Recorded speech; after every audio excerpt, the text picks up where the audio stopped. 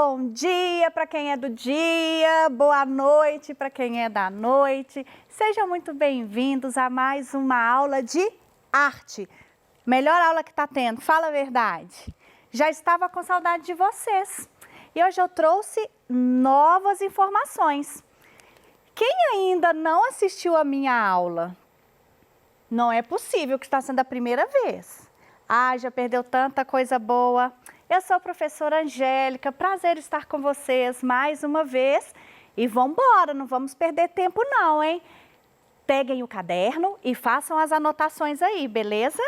Então vamos começar a nossa aula de hoje. Nós vamos ver hoje sobre o que é a natureza morta, o que são marinhas, escultura e a arte indígena. A aula de hoje ela estará relacionada com a natureza, com a arte se apropriando de coisas naturais para se fazer expressar. Vamos ver então. Natureza morta. Eu não sei quanto a vocês, mas eu tinha um problema com esse termo natureza morta. Eu achava que natureza morta era uma coisa assim, sem vida, murcha, sabe? Folhas murchas, mas não é isso. Natureza morta quer dizer que algo não tem mais vida ou nunca teve vida. Por exemplo, um artista que pinta uma jarra. Uma jarra é um objeto inanimado, ou seja, ele nunca teve vida, ele não vive. E isso em arte é considerada a representação de uma natureza morta. Então, se eu retiro flores, mesmo que elas ainda estejam lindas, mas só pelo fato dela não estar mais plantada, ela já não tem mais vida. Logo, será considerada natureza morta. Então, eu escrevi aqui para vocês. É um gênero das artes visuais que representa objetos, garrafas, louças, arranjos, frutas, legumes e animais. Vão ser considerados natureza morta. Eu trouxe um exemplo de um artista que eu até já mencionei ele em outras situações, que é o Giuseppe Arcimboldo. Esse artista, ele é pintor, pintor, retratista da corte. E ele encontrou uma maneira muito diferente de fazer retratos de pessoas. Tanto que na outra aula que eu mencionei esse artista, a gente estava falando sobre caricatura. Porque ele fazia montagens com natureza morta. Ele usava flores, vasos, legumes, verduras, frutas para fazer as suas montagens. Olha esse exemplo.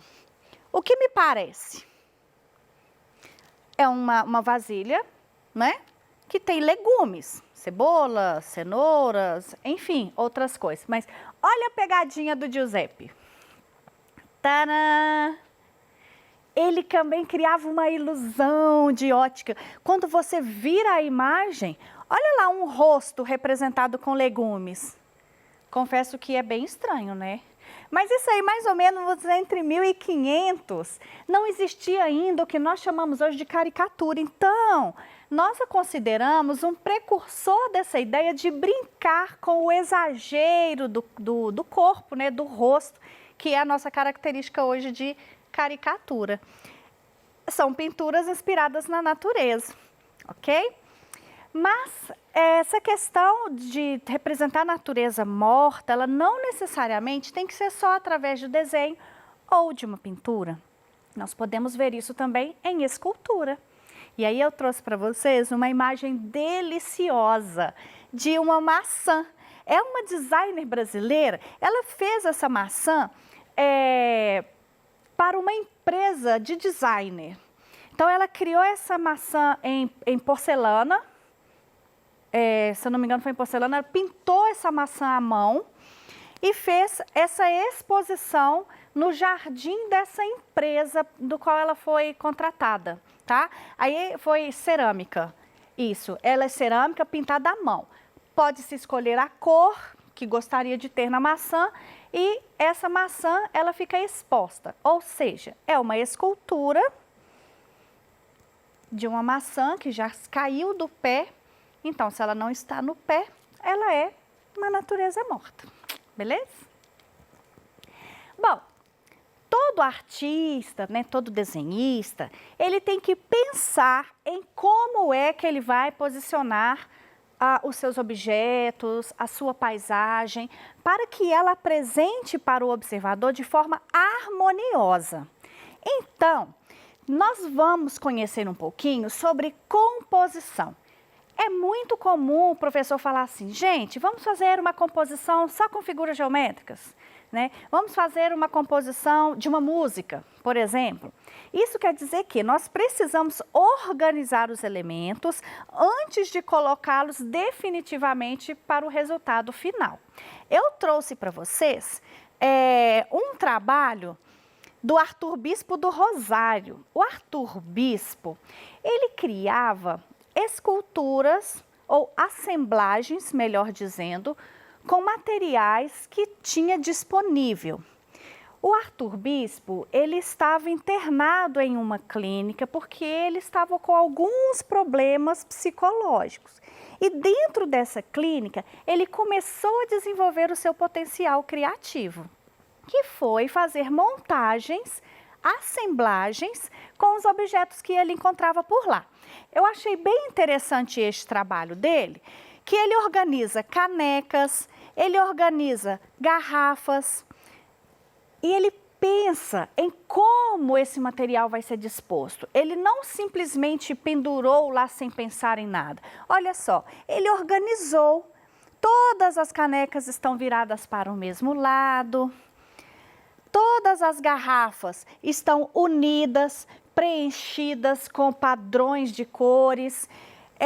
As próprias rodas, né, elas se encaixam uma na outra. Então, esse pensar na organização, nós chamamos de composição. Na arte, vocês já devem ter visto, talvez em matemática, uma palavra chamada simetria.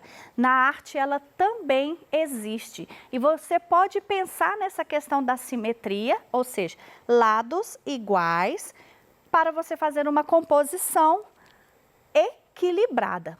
Ou não. Você também pode ter a intenção de criar uma movimentação. Nesse caso, você tem que pensar na assimétrica. Um peso grande de um lado e do outro lado uma coisa mais suave, mais leve. Então, você vai causar no seu desenho um desequilíbrio, ok? Marina, marinha. O que significa esse termo? Nós vamos utilizar marinha para todas as obras que representarem assuntos relacionados ao mar. Olha que beleza, que vida boa. Eu queria estar lá agora nesse mar, mas não estou, né? Enfim, vamos lá. Eu peguei uma imagem para vocês de um baixo relevo de muito tempo atrás. É possível vocês observarem aí que nós temos a representação de um barco, certo? Esta representação, mesmo ela sendo muito antiga, ela vai ser considerada uma marinha. E já que eu falei que aquilo era um baixo relevo, eu trouxe esse conceito para vocês. Professora, mas o que é um baixo relevo? O baixo relevo, ele é usado no campo da arte para nomear a técnica que consiste na criação de figuras que emergem minimamente de seu plano. Sabe a moedinha? Quando você pega a moedinha aí que a gente brinca de cara ou coroa, né? O desenho dela, ele tem um relevozinho, pequeno, mas ele tem. Tanto é que se a gente faz aquela técnica de frotagem, já fizeram isso? Façam. Você pega a moedinha, coloca uma folha de papel sobre ela e colore. Você consegue captar aquele desenho no papel. Por quê? Porque ele está em relevo. Então, é possível nós tirarmos, né, copiarmos o desenho de coisas que têm relevo, ok? E aqui eu tenho uma pintura que eu gosto muito pelo uso das cores, que é barcos de pesca na praia. Quem pintou foi Van Gogh. E eu sou apaixonada por cores, né, gente? Vocês sabem disso. E essas cores, elas não são reais, percebem? Que não são cores que a gente vê no dia a dia de frente ao mar, por exemplo, né? Ele usa as cores aqui bem puras e bem vivas. Então, é uma representação à beira do mar, tem barco. Como é que a gente pode classificar essa obra? Como uma marinha, beleza? Bom, e agora nós vamos entender um pouquinho do bidimensional e do tridimensional. Isso dá um pano para a manga que só. Olha só um exemplo. Eu coloquei aqui um cubo mágico. Aí eu vou te fazer uma pergunta. Esse cubo mágico aqui na tela, ele é bidimensional ou tridimensional? Ele é bidimensional. Mas, professora, ele dá para ver profundidade. Sim, nós conseguimos ver, porque o desenho cria essa ilusão de 3D. Mas eu vou te fazer uma pergunta. Você consegue ver a outra parte desse dado, desse cubo mágico? Você consegue ver aqui atrás? Não consegue. Por isso, ela é uma representação bidimensional. O que vai acontecer? Nós temos aqui uma altura, certo? Representada aqui. Nós teremos uma largura, ok? Então, eu vou acrescentar outra largura, outra altura. Aqui eu formo um quadrado. É um desenho bidimensional. Mas, se eu trabalhar com linhas em diagonal, certo? Eu crio a ilusão de profundidade. Então, essa linha inclinada aqui, ela vai representar para a gente a profundidade. E isso causa a ilusão de que esse desenho é para vocês uma forma tridimensional. Mas é só uma ilusão, ok? Então, a escultura já é diferente. Eu até coloquei uma imagenzinha para vocês aqui, ó, para que vocês possam perceber os seus 360 graus.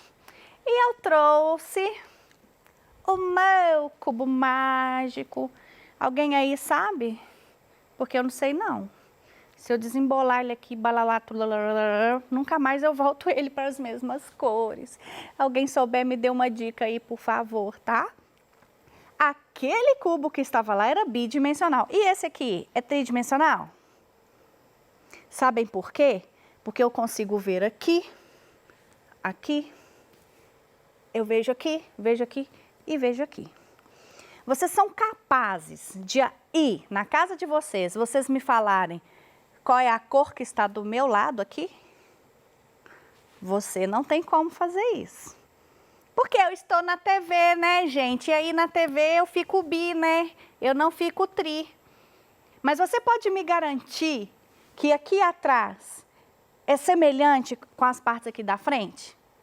Também não pode, né, gente? Porque nós só podemos falar de uma escultura depois de olhar 360. Vamos ver o que tem aqui atrás?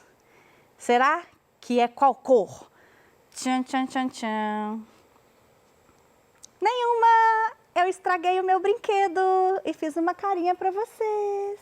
Viu? Surpresa! Por isso é que nós não podemos falar que nós conhecemos uma escultura sem passear por ela nos 360 graus. Viu? Eu causei uma surpresa em vocês. E assim nós também podemos ser surpreendidos em outras situações. Não vamos esquecer mais sobre bidimensional e tridimensional, né?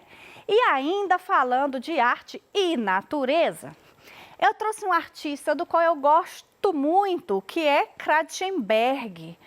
Gente, o Kratzenberg, ele utiliza para fazer as suas esculturas madeiras queimadas das florestas. Isso mesmo, ele vai até onde houveram queimadas e ele retira dali os troncos queimados. o Kratzenberg, ele é um ativista, ele é um defensor da natureza. E com as suas obras aqui, ele demonstra o grito, a dor da natureza. O mal que o ser humano faz, que as pessoas causam à natureza. Então, ele vai utilizar os troncos queimados, a parte colorida, ele também vai usar pigmentos naturais. Tudo isso para que as pessoas percebam, né, a tristeza que é o desmatamento. Beleza? Eu gosto muito desse artista. Gente, ele tem uma casa de madeira numa árvore que é um sonho. Depois vocês pesquisam para vocês verem. E arte indígena. Querem conhecer povo mais defensor da natureza do que o povo indígena? Não há, tá? Os indígenas, eles têm uma dinâmica de consumo muito bem trabalhada, tá? Eles não consomem além daquilo que a natureza pode oferecer.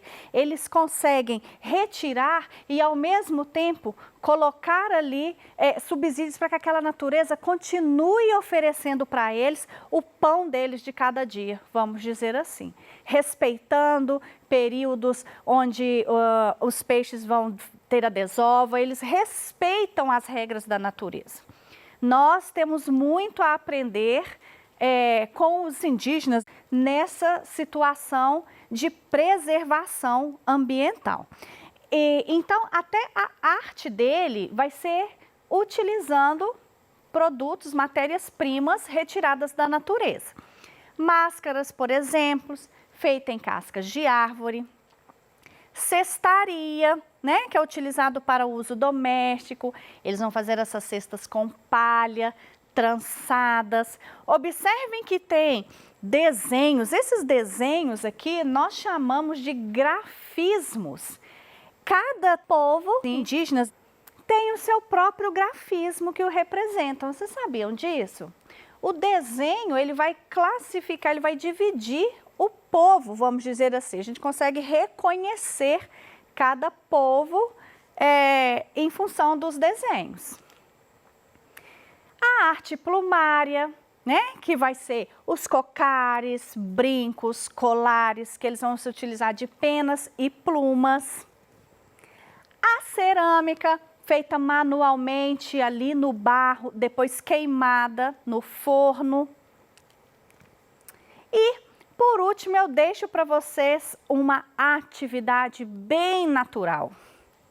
Crie arte com recursos naturais. Ponto final. Querem um exemplo? Eu vou dar um exemplo, mas não copiem. Eu já vi uma artista que na minha casa dá para fazer isso demais, gente. Perto da minha casa tem muitas árvores.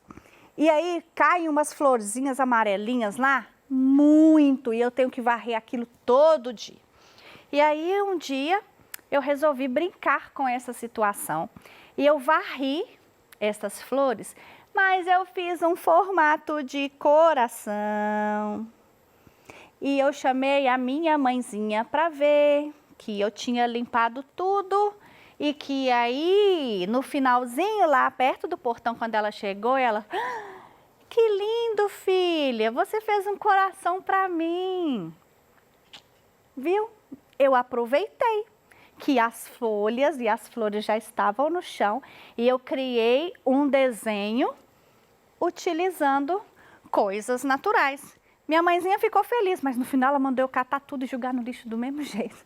Não tem problema, mas foi muito bacana. Então vocês vão pensar em algo que vocês possam produzir utilizando recursos naturais. Pode ser uma tinta feita com terra, pode ser um mobile feito com folhas secas, não sei. Eu quero que vocês criem e, se possível, que registre aí para mim em fotografias. Às vezes eu recebo algumas respostas pelo YouTube, né? Quem segue aí pelo YouTube, coloca para mim lá no chat. É uma maneira que nós temos de nos comunicar. E vocês podem mandar também as fotos para o WhatsApp. E aí eu dou um retorno para vocês, está bem?